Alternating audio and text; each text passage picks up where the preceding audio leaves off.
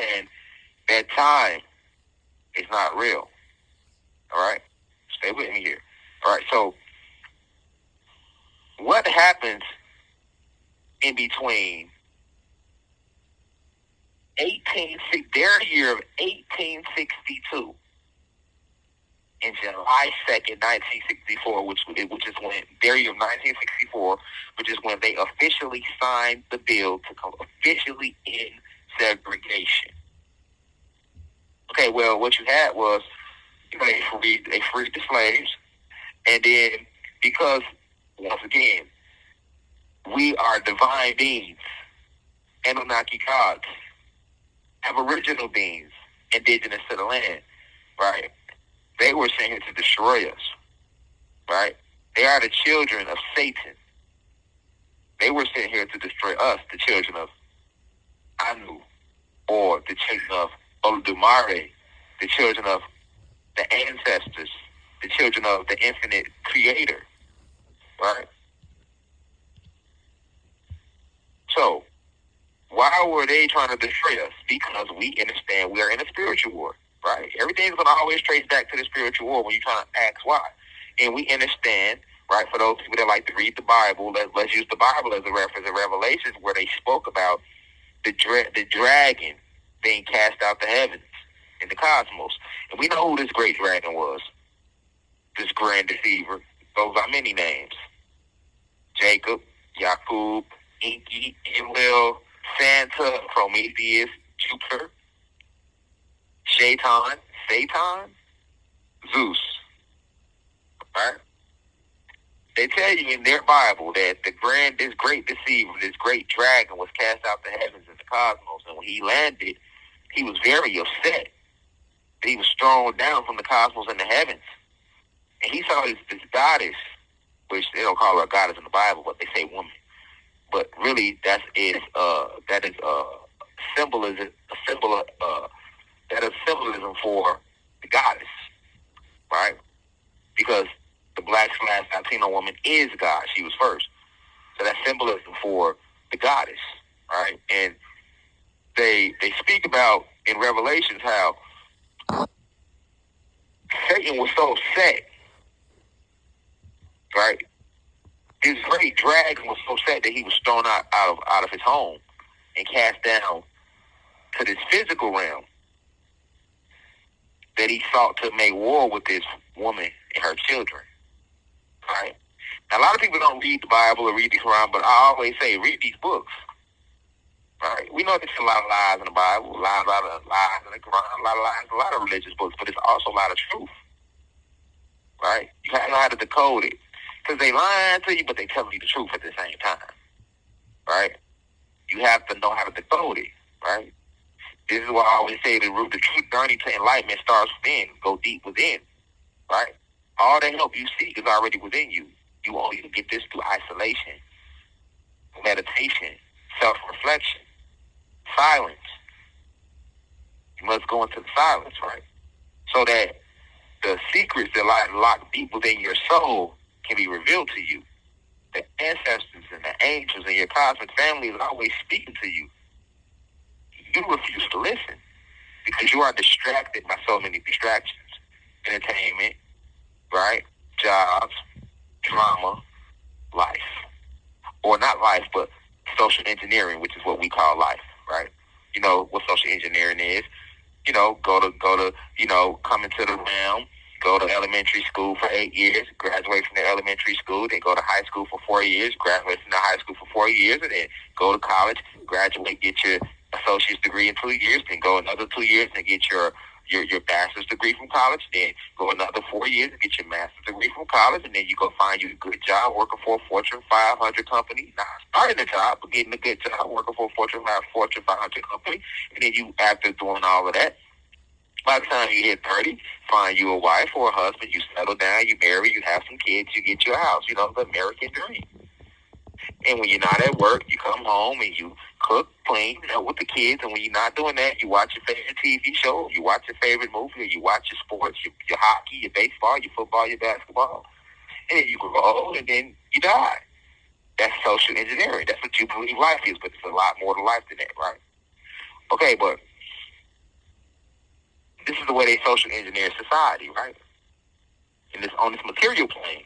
This is after Satan was cast out to heaven. So when he come here, like they tell you in Revelations, this dragon was very upset, right? This dragon was very angry that he had been cast out to heavens. But they're talking about Zeus. Okay, so when he comes down here, he sees a goddess, right? And they talk about how beautiful she was, and how because he was upset that he was kicked out of the cosmos and the heavens, he sought to make war with her children. The children represents the gods and goddesses that was already down here. Because we are the children of the Most High. We are one with the Most High. This is why we are gods and goddesses. We are one with the Creator, right? But when you are on your spiritual journey, you're not aware of that. You have to remember these things, right? When you get your highest state, right, you recognize that the Creator is not a part of, or it's not even just something that's apart from you, that you are the Creator. But on your journey, while you're still trying to remember who you are, it's going to sound like blasphemy to say that, right? But you must understand that. And you'll keep coming back here and reincarnating until you understand that as well, because you can't ascend and raise to higher spiritual planes of existence without knowing the absolute esoteric truth, right? So, we are the children of the Creator, right? And this is why they tell you in Revelation that this dragon went to make war with the children, because Zeus can't reach the gods in Sirius X. That's the highest state. That's the ultimate top of the cosmos. So he can only make war to get his revenge back with those who are already here on this material plane. Right? And they talk about how he chased her into the woods. And she fled from him. The children. And he caused the great flood to try to swallow up her babies. But the earth opened up and it swallowed that flood. Look around you right now. That's why we're surrounded by water. But I'm going to expound upon that in later lectures. Now, why am I saying that? I'm saying that to say because a part of making war with the children of the gods, which we are those children that I speak of, is using his very own children to attack us. Right? And we know who the children of Zeus is, the human beings. Right? So this is why when you get to 1862, 1863, when quote-unquote slavery was ended, it technically was not, because now you have segregation going on. And during that time frame, if you were an aboriginal being, if you were a possessor of the carbon element in your skin, right? If you were a child that can channel that sun, that feed off the sun, that give life to the sun, right? Somebody who they like to call a Negro, right? Laws were put in place to restrict you after 1862. You wasn't allowed to meditate. If you were caught meditating, you were beaten, or flayed, as they like to call it back then. You still wasn't allowed to read. If you were caught reading, you would be beaten, or flayed.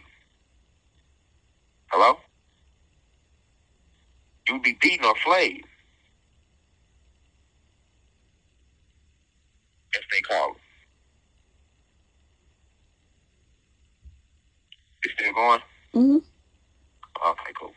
You would be beaten or flayed. Sorry about that, Cosmo family. I sound like it hung up. You would be beaten or flayed, as they like to call it back then. All right? So, this is where we have segregation, right? And this went on all the way to the 1910s, 1920s, before you were actually finally able to be able to read, right? And see, the crazy thing is, when the Emacipation Proclamation was signed, that's when we start losing our power. That's when we start losing our identity. Because we were seeking, right? Because we were put under these spells, like I always told y'all back in 2021. The Emacipation Proclamation was actually signed us into slavery. It didn't sign us out. It signed us out of freedom and put us into mental slavery. because all of us wasn't slaves. 95% of the Negroes, as they were calling us back then, were free. We were broken up into tribes, and we were at war with Great Britain and Spain. Right? We were at war with the 13 colonies that came to the land trying to take the land from us. They don't tell us that in school, though, but this is what was going on. Right? So when they did sign the Emacipation Proclamation, which I said I'll expound upon that in a separate lecture, when they did sign it, it signed us into slavery because we now became mental slaves. Right? And so notice the war that they was having, the physical wars that was being fought over the land, all that ended with the Emacipation Proclamation. We went from fighting over the land against them to now we not fighting over no land. We're trying to integrate with them. From 1862 to 1910, 1920, black folks was pissed off that we couldn't learn to read.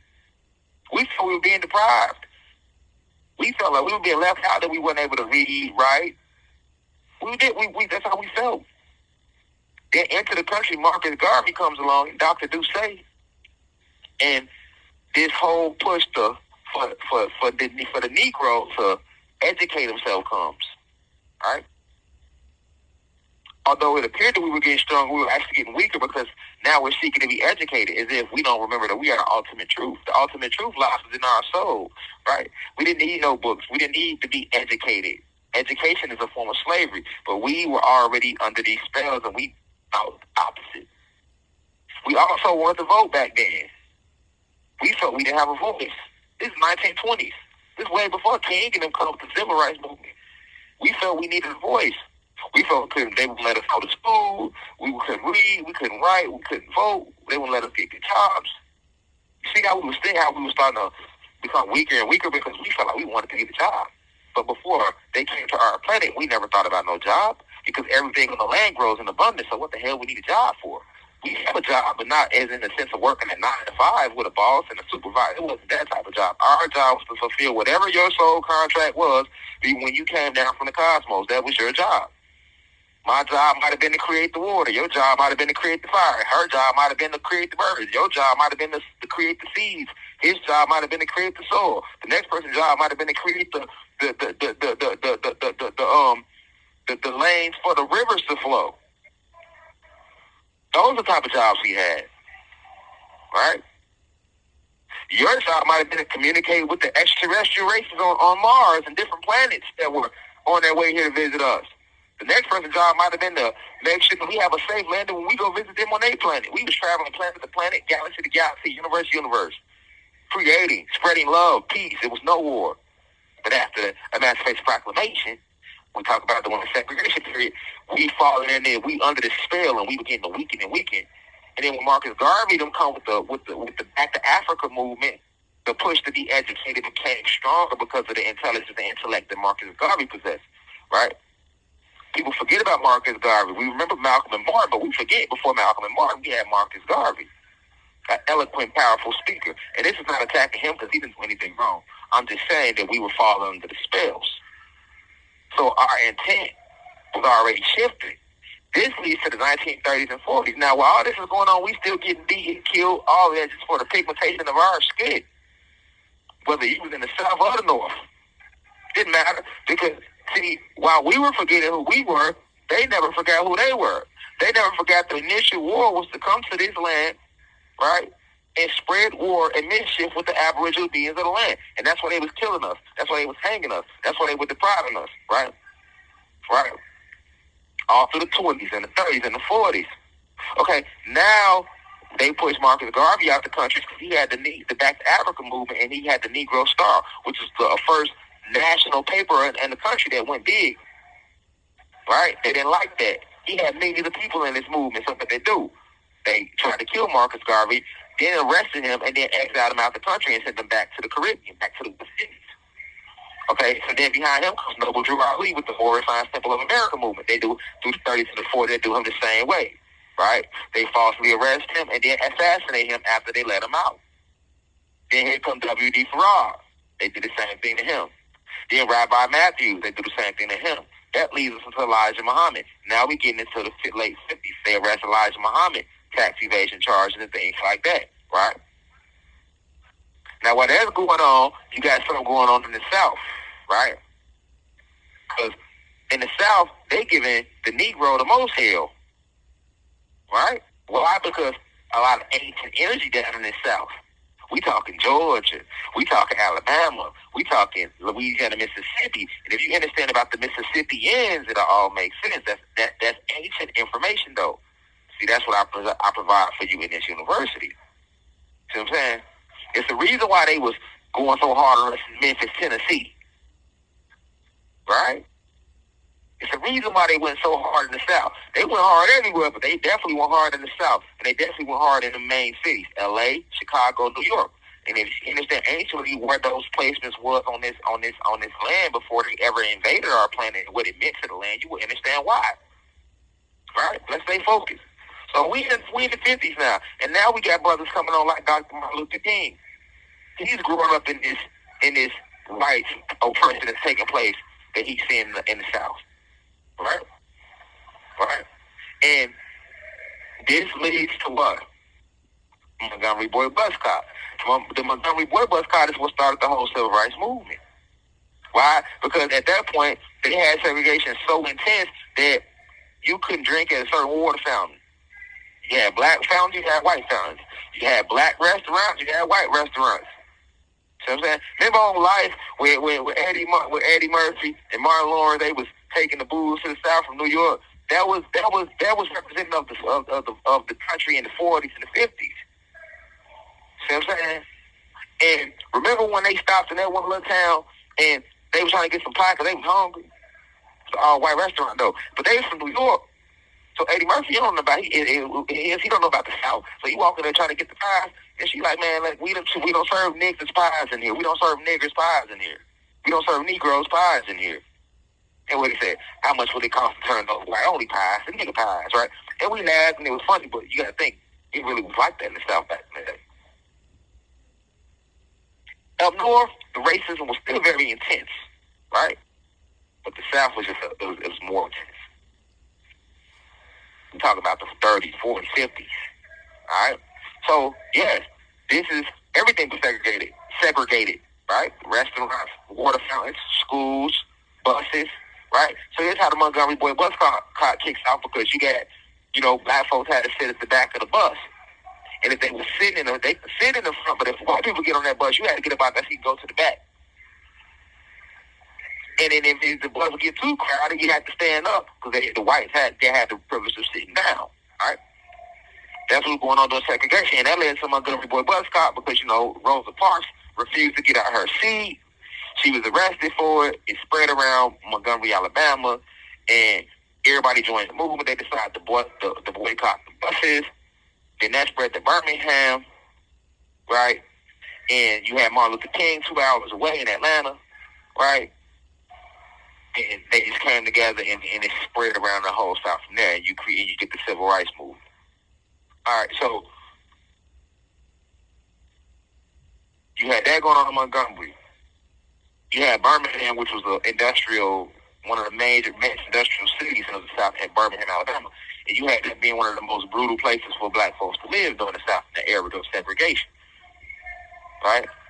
You had all these sundown towns. Yes, you had these towns with these signs for people that don't understand what a sundown town is. Hey, if you get in this certain town, you had these signs: no black people are allowed outside after this time, after 7 o'clock. If you black and you get caught outside after 7 o'clock, you either dead or you going to jail. And if you ended up beating and moved to jail, you was blessed, because they was killing you, because they was killing us for sport. Right? But this is all that was taking place on segregation. Right? This is what they call the Jim Crow era. This is what we had going on. And see, you had that going on from all the way from 1862 all the way through. It's just 1920 here you had Marcus Garvey. That was the first big independent movement that came out trying to fight against it.